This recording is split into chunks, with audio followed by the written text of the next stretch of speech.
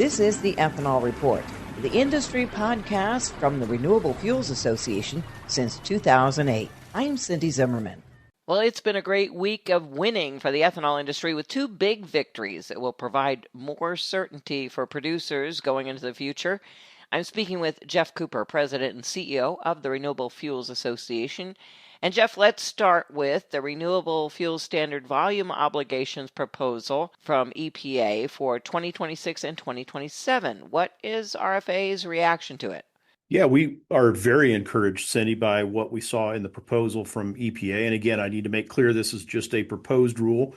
It isn't final yet. It's got to go through the public comment period, and then EPA could make some changes to it before it's finalized in the fall. But this is a great starting point for that process. And we were, again, very excited by what we saw in the proposal in terms of both the volumes that EPA is proposing for 2026 and 2027, but also some fairly fundamental changes they're making to how they administer the Renewable Fuel Standard program that we think should be great for the industry and really put the program back on track and really get back to the original statutory purpose of the program. And I can get into the details on what those changes are.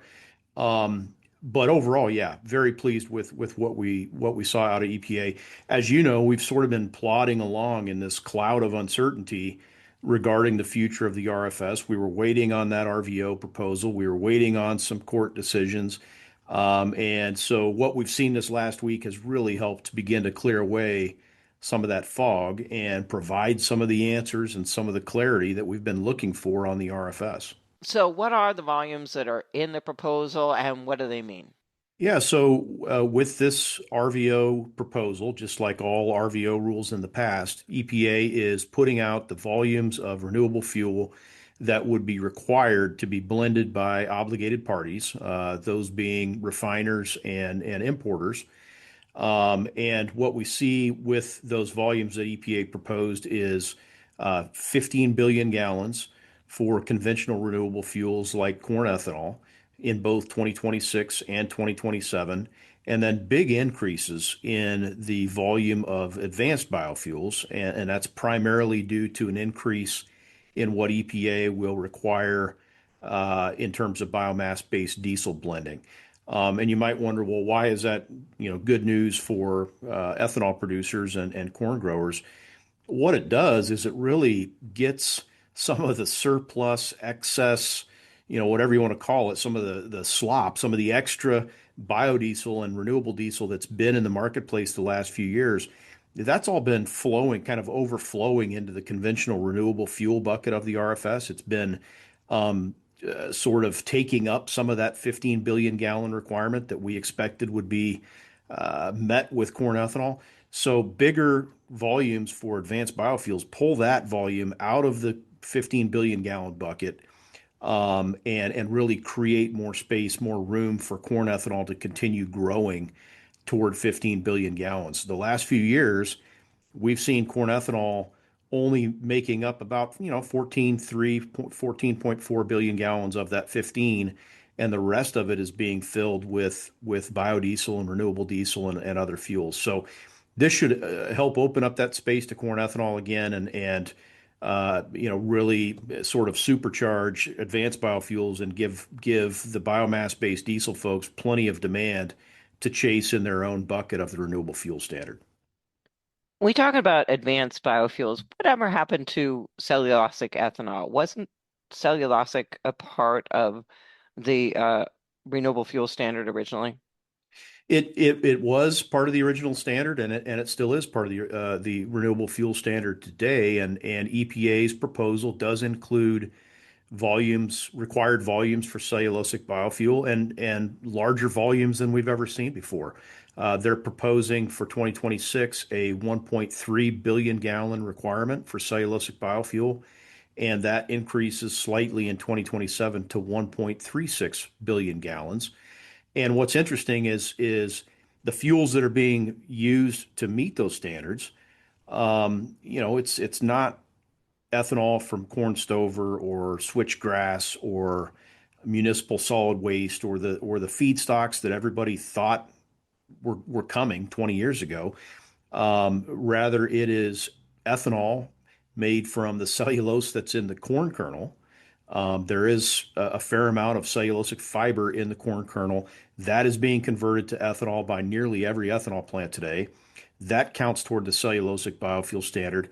But the other fuel that's really helping meet those requirements is biogas, renewable natural gas that is being used to power, in most cases, heavy duty vehicles, garbage truck fleets and other equipment like that. And we've seen that fuel really come on in the last 5 or 6 years and seeing some strong growth there. Is there anything in the proposal that you don't like? I wouldn't say there's anything that we don't like. There are still some unanswered questions that need to be resolved. And the big one on everybody's mind is, what is EPA going to do with small refinery exemptions?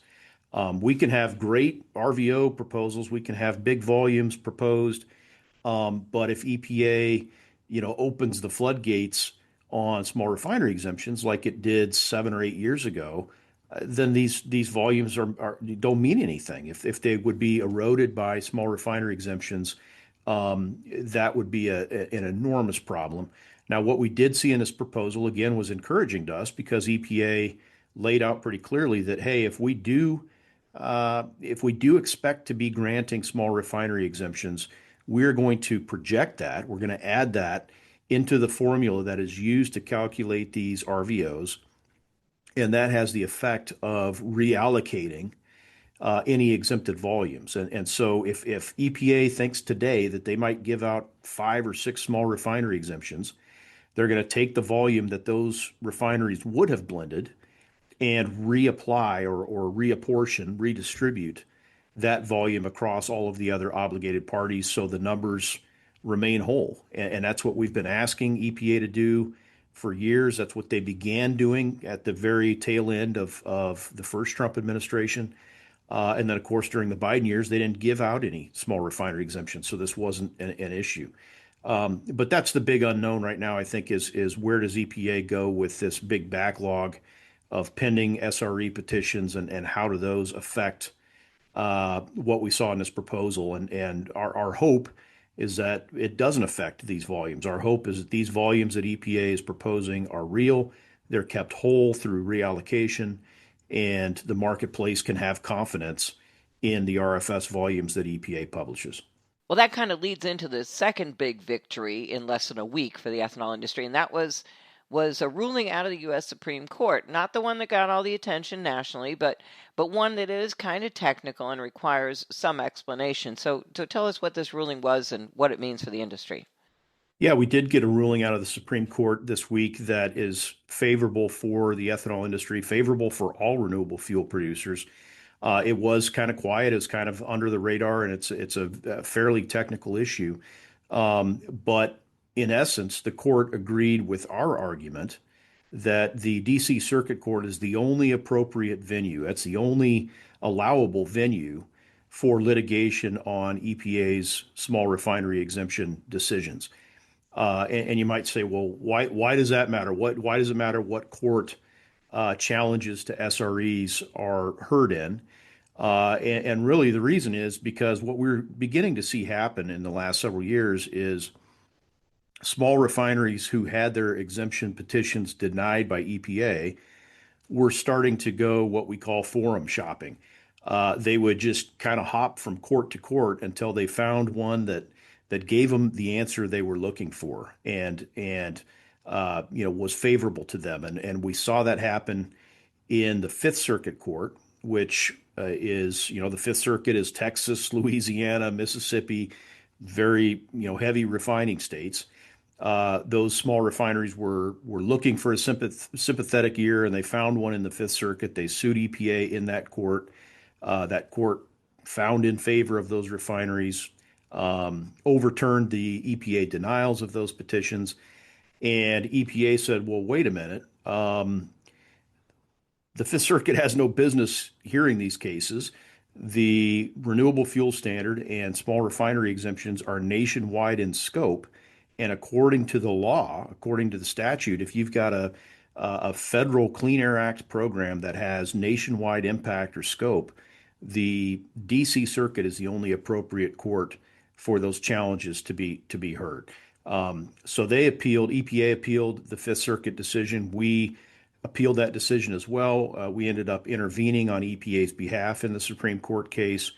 And again, the Supreme Court found in our favor and said, yep, we agree that allowing 12 different circuit courts to decide SREs would create chaos. It would really create a fractured, inconsistent body of law, and it would create confusion in the marketplace. If you got 12 different regional circuits with 12 different approaches or 12 different rules on small refinery exemptions, that would just be unworkable. So this is good news for us. It puts small refinery exemption challenges all back in one court in the DC Circuit where they belong. And, again, we think that should help tamp down some of the uncertainty around the future of the SRE program.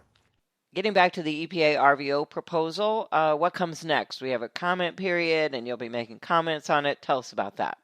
Yes, so the deadline for this comment period is actually August 8th.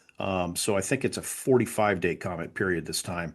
And there's a public hearing on July 8th where stakeholders will have a chance to, speak for 3 minutes to EPA directly about their thoughts on this proposal, and we will certainly be participating in that. But I think our comments are going to focus on, again, supporting the volumes that EPA proposed, giving them a pat on the back for doing a good, thorough, sound analysis to justify those volumes, but then focusing on the importance of their forward approach or their future approach on small refinery exemptions. That's going to be the big one for us. Now, I mentioned earlier that there's a couple other changes that EPA made in this proposal that we've never seen before with the RFS. And one of the big ones is they are proposing to discount RIN values for imported renewable fuels and renewable fuels made from imported feedstocks. So in other words, they would be giving less value, less compliance value to renewable fuels that are imported or come from imported feedstocks. We think that's a really smart move. We think it's a necessary move. It really reprioritizes domestic production. It reprioritizes domestically grown feedstocks. And Cindy, as you know, that's really a paradigm shift from past administrations that had really prioritized foreign biofuels and foreign feedstocks like sugarcane ethanol over U.S. produced fuels like corn ethanol. And it always made us scratch our heads about why is the federal government, why is the U.S. government giving preferential treatment to foreign competitors and foreign biofuels for reasons that were dubious at best. So this proposal would sort of turn that whole paradigm on its head, and again, really focus on prioritizing U.S. production of renewable fuels and American-grown feedstocks. And again, as we think back to the purpose of the RFS 20 years ago, when the program was first adopted by Congress, that's what it was all about, is boosting American energy security, diversifying American energy supplies. So we really like what EPA is proposing there, and we will certainly be commenting on that as well. That brings up something else that was in the news this week, and that is the Senate's action regarding the 45Z tax credit under the One Big Beautiful Bill, and their action that would allow foreign feedstocks to benefit from the tax credit. Can you comment on that? Yeah, I can. When Congress passed the original 45Z as part of the Inflation Reduction Act back in 2022, there was no limitation or no restriction on where the feedstocks for fuels could come from. And so at that time and the last few years, we've had a lot of used cooking oil or supposed used cooking oil coming in from China. And under the existing law, under the current law, that feedstock can be made into renewable diesel or sustainable aviation fuel or biodiesel and generate a pretty healthy tax credit that is funded by the U.S. taxpayer. So the House just recently said that isn't right. We don't believe that we should be subsidizing the importation of foreign feedstocks, especially when those feedstocks are questionable in nature and may not be what they are advertised to be. And so the House said we're only going to allow fuels that are made from feedstocks grown in the U.S., Canada, and Mexico to be eligible for this tax credit. And that to us seemed like a really reasonable and rational approach. Now, the Senate, which put out their draft, their proposal of 45Z reform earlier this week, took a much different approach. And what the Senate said is, hey, we are going to allow foreign feedstocks from anywhere in the world, but we are going to cap the amount of 45Z credit that they can generate to 80% rather than allowing full credit generation. I think we understand and appreciate what the Senate Finance Committee is trying to do with that provision, but we don't really think it's going to have the desired effect of restricting or keeping out potentially fraudulent feedstocks like used cooking oil from China that's probably got a fair amount of palm oil in it, or other feedstocks that are kind of drowning out the U.S. market, whether that's tallow from Brazil, or other feedstocks that are coming in and really displacing feedstocks produced by American farmers like soybean oil, distillers corn oil, and others. So we are encouraging the Senate to really just follow what the House did, follow the House's lead on how to address that question of foreign feedstocks as part of the 45Z program. Again, we're not saying you can't import UCO and make it into renewable fuel. We're just saying that fuel should not qualify for a U.S. taxpayer-supported program. They are hoping to get the one big beautiful bill still done by the 4th of July. Is that possible? What do you think the odds are? Well, that is still the publicly stated goal, is to have a bill to the president's desk by July 4th. I think that is highly unlikely at this point. There's still a lot of differences and wrinkles to be ironed out. The Senate still doesn't have its final version of a bill put together. We're hearing of some sort of growing tensions within the Republican caucus in the Senate around some of the language and some differences that need to be resolved. And then the House has to agree to what the Senate did. And we've already heard from some members of the House that they do not support the changes that were put in place by the Senate, not just on 45Z, but on a whole, much bigger topics, Medicaid, SALT deductions, lots of other issues that are tied up in this budget reconciliation bill. So we think there's a long way to go before we see a final bill and before this bill gets to the president's desk for signature. If that happens, sometime in July, before August recess, that seems more likely to us. But even that's going to be, that's really going to put Congress under the gun to get all this work done and get to agreement on some of these more controversial issues. Getting back really quickly to the RVO proposal. Circling back one more time to the RVO proposal. I have not heard any opposition to this. What are other stakeholders saying about the EPA proposal?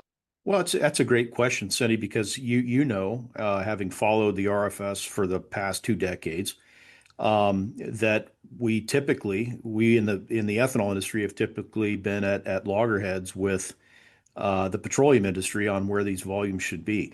That's not the case this time. The American Petroleum Institute has been shoulder to shoulder with us and with our friends in the agriculture community and other industries, other parts of the supply chain in advocating for these volumes. And so we're not really hearing any opposition to the proposed volumes that EPA put out. We're hearing a little bit of noise around the import, the discounted RIN values for imports and some of the other things around the edges.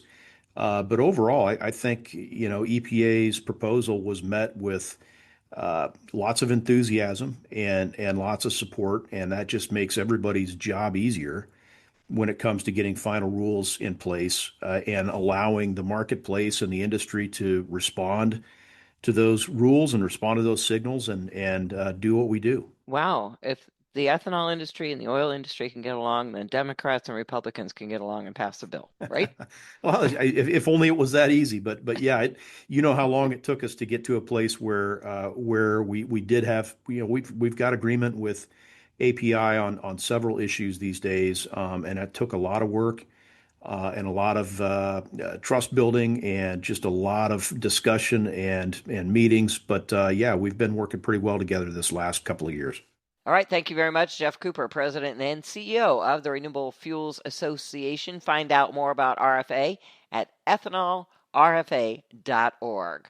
That's the Ethanol Report. Thanks for listening.